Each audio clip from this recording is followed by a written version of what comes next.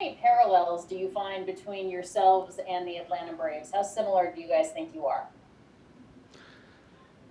Well, that's a weird question this year because we didn't get an opportunity to play them during the regular season. But obviously, we know they're a good club. They're playing good baseball right now, and we're pretty confident in ourselves. So I guess there's at least one parallel. I ask because you guys have the best offense in all of baseball. They have the second best offense coming into this series. Do you think that if you're going up and down your roster, that you guys match up pretty well, or where do you see the Dodgers having the advantage, perhaps? Yeah, I haven't really dug into our numbers versus their numbers, and matching up position to position or anything like that. But I can speak to our guys and the quality of at bats that we're capable of putting together, and our starting pitching is as deep as anyone, and our bullpen has been the backbone for this team all year, and because of that, I like our squad. It didn't seem like it bothered you that you hadn't seen the Brewers this season, and yet you played the Padres a billion times. And so far, you guys are undefeated in this postseason. How much more of an advantage do you think it gives you having settled in here to Globe Life Field? And those guys have not played here, I don't believe, yet. Uh, yeah, maybe a little advantage as far as familiarity, with the field and how everything plays. I will say that I think we have a lot of history with a lot of their pitchers, especially bullpen guys, playing them quite a bit the last couple of years. So we like that as well. Finally, for me, JT, how much of a luxury is it to always know that it's going to be Walker in game one, Clayton in game two, and that you guys still have an unbelievable amount of fresh arms when needed?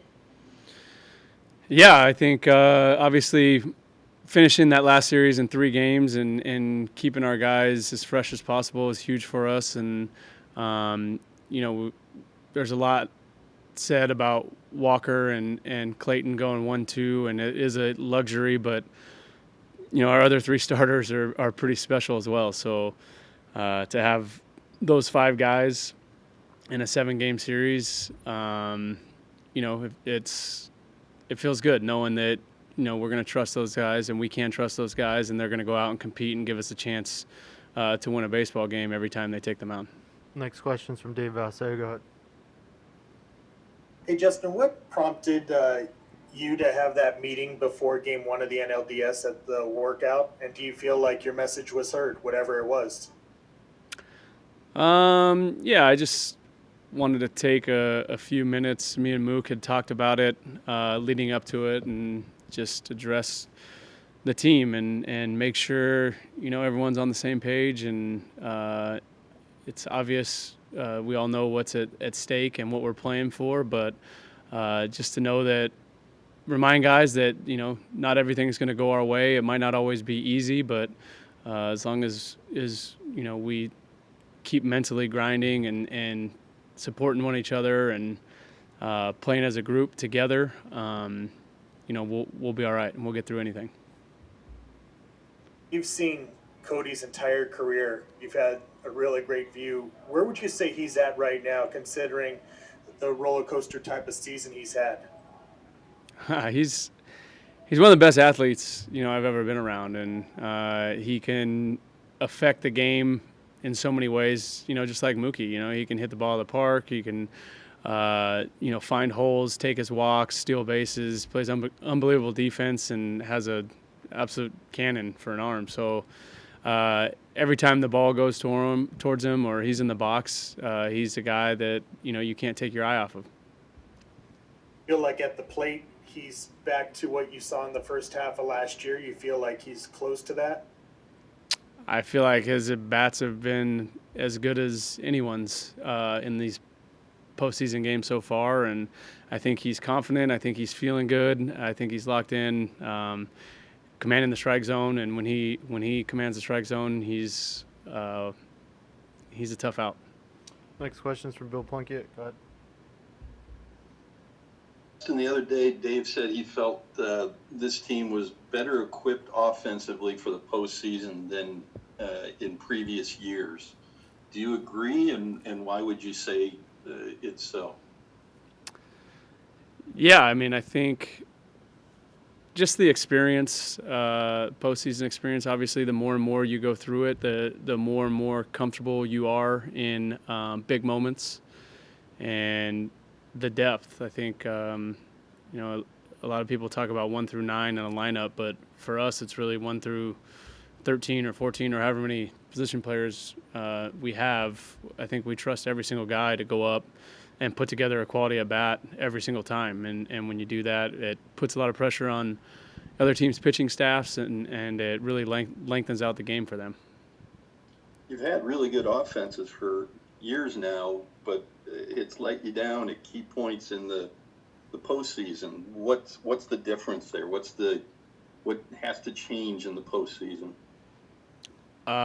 Well, currently I don't think we change anything from what we're doing. I think, these guys understand the process and understand how to take a quality at bat and understand how to work an at bat better than they ever have. And I think you're seeing it on a nightly basis. One of the things I always say about our offense is it's not about us getting 15 hits and scoring a bunch of runs. It's taking our walks. Usually when we have as many walks as hits or more walks than hits, that's when our offense is really clicking on all cylinders. And, a lot's been said about us this year, leading the NL and home runs and whatnot, and we hit a lot of homers. But you look at the offense in this last series, I think 1 homer in the last series and maybe only 2 homers in the whole postseason. So we're not a one-track offense. We can score runs in a ton of different ways, and if the ball happens to go over the fence, we'll take that too. Thank you. Next question is from Scott Braun. Go ahead. Hey, Justin. How clutch has it been to have the DH in the National League this year? And obviously you guys can still have it before you get to the World Series, where in the past, when you've gotten there, you have to wait till you get to the World Series to play that way. And it can put someone like Will in the lineup when Austin's catching Clayton. So how clutch has it been, and do you hope that it lasts forever? Yeah, it's been really good for us because, like I said, it's not about 1 through 8 or 1 through 9 for us. We have a lot of quality hitters. So to be able to get that extra guy in the lineup has been outstanding. I mean, you look at some of the guys that have hit 9th for us this year, they're probably hitting in the middle of the order on most clubs. So it's been great. It's been great to help guys such as myself get off their feet. I'm kind of a traditionalist. I wasn't always for, the DH in the National League, but it hasn't been too bad. It's actually nice to DH some games. Next question is from Eric Steven. Justin, with no off days in series for the NLCS, is there anything you like or dislike about the format, and do you think it's an advantage for you guys to potentially play 7 days in a row? Well, I like the fact that it makes teams have to utilize their whole roster. You can't just get through a playoff series with 3 starting pitchers or so. So I love that about it. It really exposes the depths of teams, and we're a club that we feel like we have a lot of depth, so it benefits us. I got time for one more. Go ahead, Jorge. Justin, what do you expect playing in front of fans tomorrow? What do you expect it to be like? It'll be exciting. This last series was exciting. Just having our families in the stands and hearing actual people cheering and clapping and being able to celebrate after the games with them. And I don't know what the exact number is, 10,000 fans or something. So it's probably going to feel like a sold out crowd here. And the other night after we won Game 3 and we were going to get on our bus, there was a handful of Dodger fans outside the park cheering us on, telling us that they were ready and going to be here Monday. So we were already getting excited about it.